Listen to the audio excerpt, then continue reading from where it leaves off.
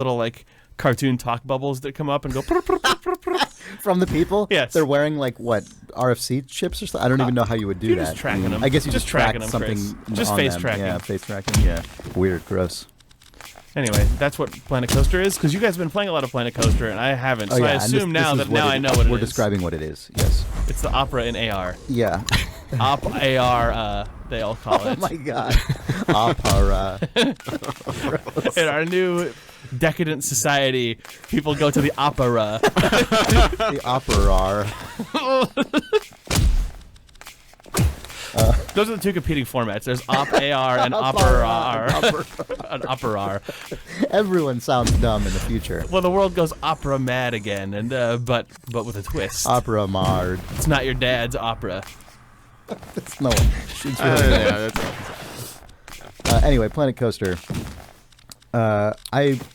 This game has now reached the point for me, Nick, that when I'm not playing it, I just think about playing it. And the thing is, I don't even know if I'm good at it. I don't even think I'm like particularly good at it or anything. I just always want to be playing it. Yeah. Last night, I spent 2 hours making an incredibly intricate, like, theme park entrance facade that looks like a sort of medieval castle with, I think, 5 archways, and I made, park entrance gates in each archway, and then surrounding it there's like a castle with a sort of steepled roof, and then a parapet on one side and a tower with a sort of balcony on the other side. And like I just spent hours making that goddamn thing, and there's literally no, like, people just walk up to it and then they walk all the way up to the entrance gates, realize there's literally no park inside, shrug their shoulders, turn around, and then walk away again. And if you click on them, they say, that was enough fun for one day. Yeah, right.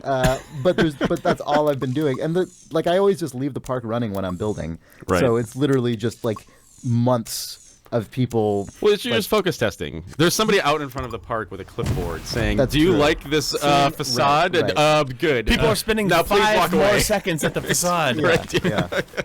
It's perfected. Open the park. So I take it from that Planet Coaster has a sandbox mode as well as a pure simulation mode, because you would have gone out of business long ago. Yes, yeah. In sandbox mode, there is no concept of money. I mean, things have a cost, but it's irrelevant because you have your money meter literally just says the word infinite, and it's just not a concern. This game definitely has the kind of it has that Minecraft thing going where there are clearly 2 entirely different reasons for playing it, and they can overlap, but they can also just be totally separate, which is the management component and the creative component.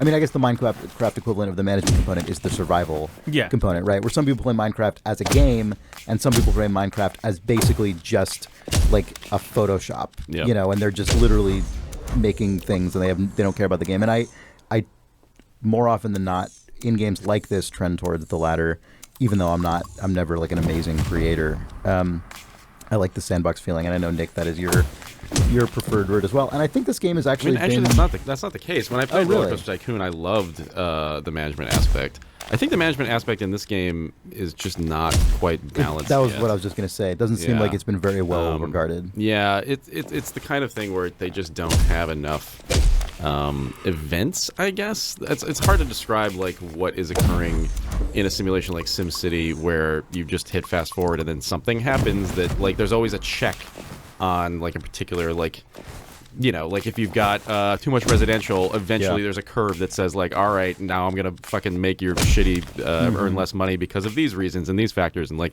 there aren't enough of those things happening behind the scenes to actually like make anything to impede your dollars. Right. And so you can just hit fast forward, earn like $100,000, and then that's the end of your game. Well, I mean, like, so I think there's a fundamental tension in these games a lot of times between the creative and the management stuff. And I also really enjoy management games, right? I mean, I love the Anno series, which are, I mean, super. There's nothing you can do to avoid having to deal with incredibly micro-level management. Yeah.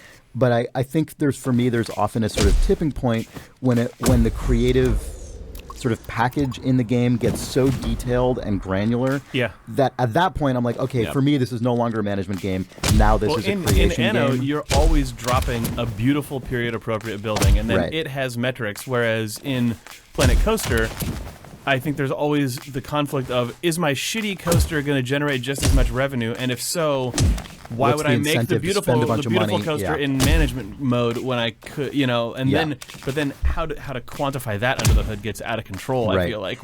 As a game design problem, it's really hard to solve too, because all of the little widgets you put on things that have no sort of mechanical effect on the ride cost money also. So it's like, how do you balance, even if they didn't cost money, they would cost you your time in the sim. Right. I think those things, even if they weren't dropping your dollars, you would be like not managing because you're just making it pretty. Yeah. I think making making it pretty does impact what the agents, the little simulation guys think of your park. I think it does too, but that's so hard to represent. It's very hard to quantify. Game. Yeah. There's no real equivalent of like. Because is there are they tracking it on a harmonious axis of like how many things are you using that are on the same theme? You can't. There's no way. Quantity. It's got to just be like you can drop 100 fucking cubes and they're like, oh, beautiful park. Build the shit out of this park. Like, fucking go. There's just no equivalent to what an actual corporation that exists for many decades, like Disney or something, would deal with like, okay, we're making now a long-term 40-year investment into this park, and like there just isn't That's any... the sort of stuff that you could put in there, though, where you could say, like, the board likes your progress and has given you a bonus to reconstruct in the southeast area of the park or something. That's true. Or you could have holiday surges. You could recreate that stuff in the macro, but the way that stuff is actually executed in real life is like, what's the version of this that we actually think is going to be appealing to people for decades to come, and like, how do you model that in a game? I don't know. It would be really... I imagine, though, like a Dwarf Fortress or RimWorld type situation where you can just start arbitrarily adding taste, and it's like, your audience loves yellow rides, so we've given you $2 billion as long as this part of your park is yellow. And you're like, oh, God, what? Jesus, I don't think that market research is good, but I guess that's the money I was told to spend by management. I mean, based on the success of the Minions franchise, it might be. Yeah, that's actually true. Yeah. But right. I mean, or like Beef Chief has underwritten this quadrant of the park. You must make 3 Beef Chiefs. But see, even that is like, which I mean, yes, that would be actually hilarious and good probably. That feels like, and there might be challenge modes in this game that do. There are challenges, but the thing that doesn't reflect is sort of leading taste rather than simply following it. Yes. Right. Like the actual interesting thing about creating something is that making a creative thing is that you're actually trying to be ahead of that curve, not behind it. Right. Well, yes, that's true in the eyes of a person who's actually doing the creative work, but the people who are funding your park probably have the opposite. So maybe you could get the push and pull where you're like, okay, fine, I'm going to make it a yellow theme park. What I'm going to get people really interested in is audio animatronics that sing. That's what I'm going to... If you're like, I know what people actually like, I can read the trends.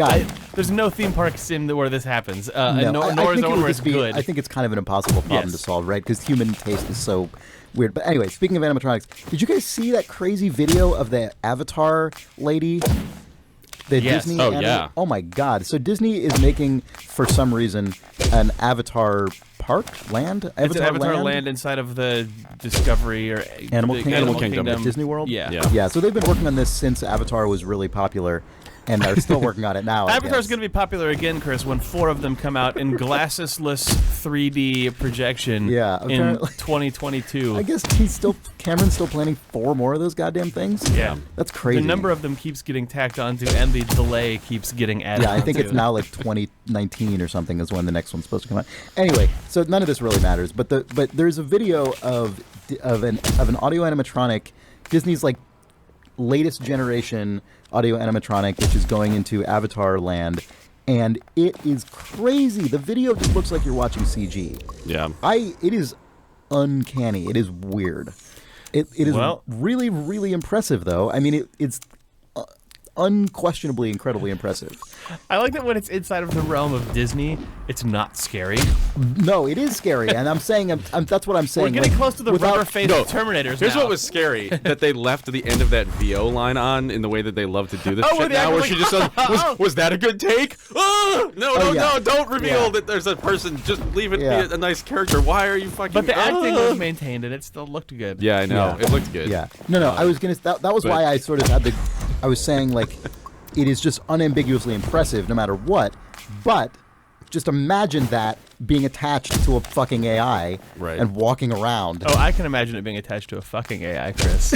Because that's one of the first AIs it will be attached to. Let's be honest here. Oh, God. Oh. Anyway, look up this video. It's bizarre. Search for fucking AI. Yeah. And then search for avatar and turn safe search off. You'll either find a fucking AI avatar, or you'll find a James Cameron's avatar themed AI, or I don't know. You'll find a combination of 1,000 or you'll DeviantArt find some video pages. content from the Walt Disney Company, intended for all ages. Of a like severed robot head talking.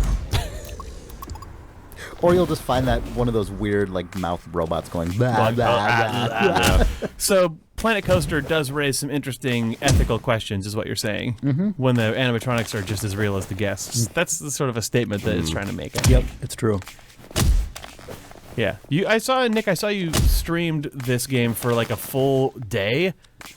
Pretty close. You basically, I kept checking in during a full work day, thing. And there was a lot of Dot Gobbler content going on. Like, what? Yeah. I don't really remember. Nick was. I don't really remember. I don't remember. You're in a fugue state. Yeah, I don't know why that why Dot Gobbler, but well, you were making a new incarnation of Thumbsland. Yeah, I guess. So I guess we're now on the YouTube. I've dubbed it goal. New Thumbsland. Yeah, New Thumbsland. It's your I was very happy about that, and it is. You have a Dot Gobbler entrance facade where park guests walk through the gaping maw of the Dot Gobbler as he also is like shamefacedly gobbling dots. Yeah. And then the thing that you actually spent even longer on is this huge roller coaster based on Space Asshole that is synced to the song Space Asshole. Which was interesting. I didn't know if any of this was possible before, which is always the case with this game, I guess. You just think of a thing and you go, I don't know if the game can support this, and then you try and make it. But man, it works really well. Also, what works really well, like, I mean, so just, the idea of like syncing the song. I knew that they had music tracks that you could throw onto like any ride, but I didn't realize that it would actually like simulate the audio source coming out of the seat of your like ride vehicle, and it fucking works really well. Yeah, it means that it's totally predictable at what point. Like the same point in the song will always play at the same point in the ride. And then on top of that, when you're in third person or just like moving the camera around, you still have the audio source of the cars driving by going, and it's fucking good. I mean, for one, like it's exactly what you'd want just aesthetically, but then also when you're building something like this, it makes it so much easier than it would be if it just, for like, if it was only in the car in first person, or if the audio source was only playing in third person. But the fact that they've done all of that and it's just actually simulated. So as the cars go by in your test, you can tune if the track is in the right place for the song because you hear it ride by. Yeah. Yeah. Or you can ride along in first person and listen to the whole thing. Obviously, that takes longer. But yeah, Nick. So like. And then and then I've started pulling apart like the trigger system, which is really good. Where you can drop, essentially attaches a sort of just like numbered icon to a point on the track, and then you can drag that along the track, and that is now like a trigger. So when the car reaches that point, you can attach objects that are triggered when it hits that trigger point. So you can essentially activate an animatronic or a special effect or whatever. It's weird. It's weird how really good. Planet Coaster is revealing in an ultimate way the common ground between video game, like content wiring and level design, and theme park design and considerations. Yep. Because all the metaphors used inside of Planet Coaster feel very similar to me to an actual video game engine, and I'm sure that, I mean, as they do to everyone, that's what everyone remarks on who's done game dev who then plays Planet Coaster, is just like the terrain sculpting tools and the triggering and stuff.